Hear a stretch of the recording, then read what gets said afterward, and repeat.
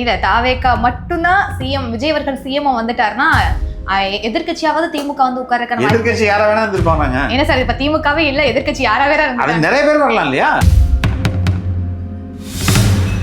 Sir தாவேக்கா மையப்புள்ளியாவே இருந்தாலும் கூட பல இடங்கள்ல எல்லா கட்சிகளும் எதிர்க்க வேண்டிய சூழல் இருந்தாலும் கூட திமுகவை மட்டும் குறிப்பிட்டு எதிர்க்கிறதுக்கான காரணங்கள் இன்னைக்கு யார நீங்க ஆட்சியில இருந்து வெளியே வரணும், அப்புறம் அவங்கள தானே பார்க்கணும்.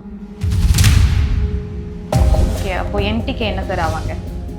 ஏமா இதுவே இல்லைன்னு போது அது என்னமா? எலெக்ஷன் கமிஷன் இது மாதிரி தாவேக்காலேருந்து பர்மிஷன் கேட்குறாங்க, இந்தந்த ரோடெலாம் போகிறாங்க, காவல்துறை உங்களுடைய ஒப்பீனியனை சொல்லுங்க அப்படின்னும் போது காவல்துறை என்ன பண்ணுது, நேராக போய் ரோட்டை நோண்டிட்டு காவல்துறை இதை பண்ணுறாங்களா சார்? ஆனால் இந்த எலெக்ஷன் கமிஷன் என்ன பண்ணும், நார்மலாக எல்லா காவல்துறையும் மாற்றும். அப்படியா சார்? ஆமாம், நார்மலாக மாற்றிடுவாங்க. ஆனால் இவங்க மாற்றலை. லாஸ்ட் 30 டேஸில் மாற்றுறதுக்கான வாய்ப்பு இல்லை இன்னைக்கு. சார் அப்போ களம் 2026 என்னவா இருக்கும் சார்? இவ்வளவு நேரம் அந்த மாதிரி சொல்லியிருக்கேன். இல்ல தாவேக்கா மட்டும்தான் சிஎம் விஜய் அவர்கள் சிஎம் வந்துட்டாருன்னா எதிர்கட்சியாவது திமுக வந்து உட்கார்றதுக்கான எதிர்கட்சி யாரா வேணா இருந்திருப்பாங்க. என்ன சார் இப்ப திமுகவே இல்ல எதிர்கட்சி யாரா வேற அது நிறைய பேர் வரலாம் இல்லையா? ஓகே, எதிர்கட்சி யார் வேணா வரட்டும். ஆனா I am telling you the fact, both DMK as well as ADMK end of their political existence. Okay, அப்போ என்டிகே என்ன சார் ஆவாங்க? ஏமா இதுவே இல்லைன்னு போது அது என்னமா? இல்ல சார், அவங்க தான் பல இடங்கள்ல உங்களை விமர்சிச்சு பொது வழியில பேசிட்டே இருக்காங்க. யாருமா விமர்சிக்கல? இன்னைக்கு ஒரு ஆள், இங்க ஒரு ஆள் தாவேக்கா என்ற ஒரு கட்சியும் அதன் தலைவர்ன்ற ஒரு ஆள் அது அவர் நிற்கும் போது எல்லாருமே அவரை தானே எதுக்குறாங்க. ஏன் கூட்டணி கட்சிகள்ல கூட பேரம் பேசும்போது அதாவது வந்து ஒரு கிரியேட்டை வந்து ஏற்படுத்திக்கிறாங்க எல்லா கட்சிகளும். கூட்டணி கட்சிகள் பேசும்போது விசிக கூட ஏன் கேக்குறேன், வை?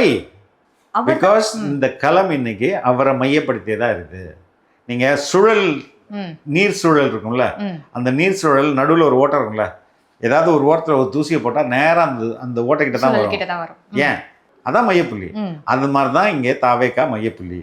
எந்த பிட்டா இருந்தாலும் அங்கதான் வந்து சேரும். ஓகே, ஆனா அதனாலதான் எல்லா தாக்குதலுமே எங்க தலைவரை மையப்படுத்தியதா இருக்குது. ஏன்னா நாங்க இன்னைக்கு அரசியல நாங்க தான் மையப்புள்ளி. சார் தாவேக்கா மையப்புள்ளியாவே இருந்தாலும் கூட பல இடங்கள்ல எல்லா கட்சிகளும் எதிர்க்க வேண்டிய சூழல் இருந்தாலும் கூட திமுகவை மட்டும் குறிப்பிட்டு எதிர்க்கிறதுக்கான காரணங்கள் இன்னைக்கு யார நீங்க ஆட்சியில இருந்து வெளியே வரணும், அப்புறம் அவங்கள தானே பார்க்கணும். யாருமா ஆட்சியில இருக்கா? திமுக சார். இப்ப இந்த தேர்தல் எதற்காக நாங்க போட்டி போடுறோம்? சிஎம் கேண்டிடேட்டா வரணும். அப்ப யார தூக்கணும்? இங்க இருந்து சிஎம் இருக்கக்கூடியவங்கள தூக்கணும். அப்ப அவங்கள தானே நாங்க பேசணும். எங்களுக்கு போட்டி வந்து சிஎம் ஆக போறதுல எடப்பாடி எங்களுக்கு தெரிஞ்சு போச்சு. என்ன சார் இப்படி சொல்லிட்டீங்க? ஆமாமா, நாங்க சிஎம் ஆகும்போது அவர் எப்படி ஆக முடியும்? அவர் இப்ப பவர்லயும் இல்ல. அவர் எதுக்கு சண்டை பண்ணணும்? ரொம்ப தூரத்துல இருக்கிறாரு சீமான், அவர் எதுக்கு நாங்க சண்டை பண்ணணும்? நாங்க சண்டை போட வேண்டியது யார் பவர்ல இருக்காங்களோ அவங்கள தானே அகற்றணும். அப்ப அவங்கள்ட்ட தானே சண்டை போடணும். ஆனா சண்டை போடுறதுன்னா அந்த ஒவ்வொரு தொகுதிகள்ல எவ்வளவு பெர்சன்டேஜ் எடுக்கணும்ன்றது தானே சார். இங்க பெர்சன்டேஜ் எடுக்கிறதுக்கு சென்னையில இவ்வளவு நெருக்கடிகள் கொடுக்கும் போது நெருக்கடி கொடுக்கறது மக்களுக்கு தெரியுதுல்ல. மக்களுக்கு தெரியல ஏன் நெருக்கடி கொடுக்கப்படுதுன்றது மக்களுக்கு தெரியல. நம்ம எல்லாம் ஓட்டு போட போறோம் தானே இங்க இப்படி பண்றாங்க, விட்டா டபுள் தான் போட்டுவோம் அப்படின்னு நினைப்பாங்கல்ல. டபுள் தான் போட்டா கல்ல விட்டாயிடும். Meaning double the numbers. Okay, இன்னும் அவங்க குடும்பமா கேம்பெயின் பண்ணுவாங்கன்னு சொன்னாங்கல்ல, உண்மையிலே அது பண்ணுவாங்க.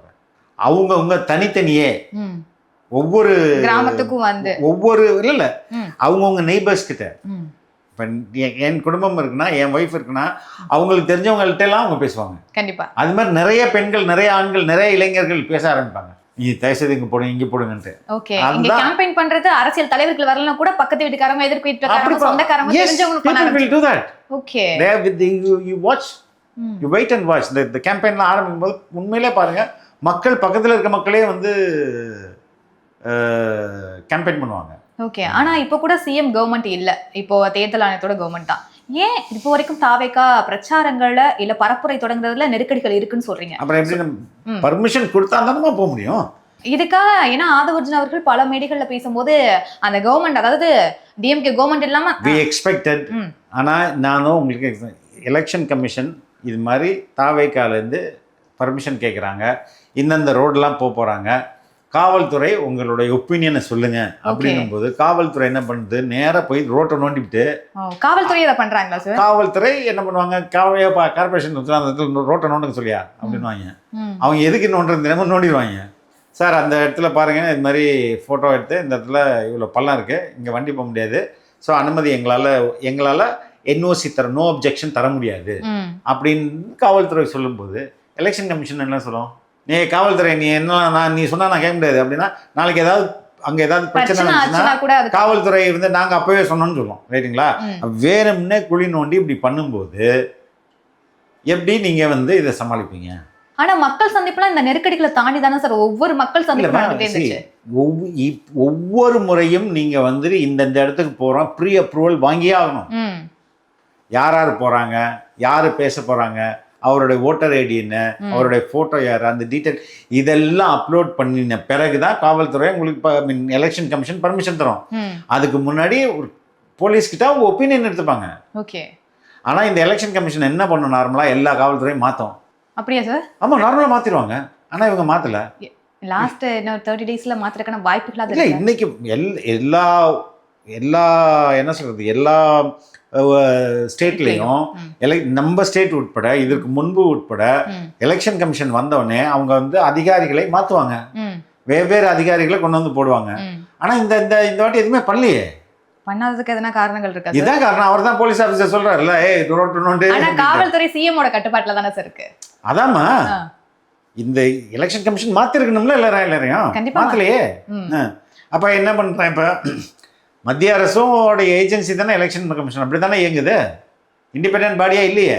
கொள்கை எதிரி அரசியல் எதிரி ரெண்டு பேருமே அப்படி இருக்கும்போது அவங்கள்ட்ட என்ன எதிர்பார்க்க முடியும்? 2026 இன்னும் 30 நாட்கள் தான் இருக்கு. தாவேகா தலைவர் பெரும்பூருக்கு வர்றது தடை செய்யப்படுது. ஸோ அடுத்து எந்த இடத்துக்கு வருவாங்க சார்? எந்த இடத்துக்கு போனாலும் கடைசியா மக்கள் மனசுல தான் போய் சேரணும். சூப்பர். அது ஆல்ரெடி போய் சேர்ந்துட்டது. புரியுதா?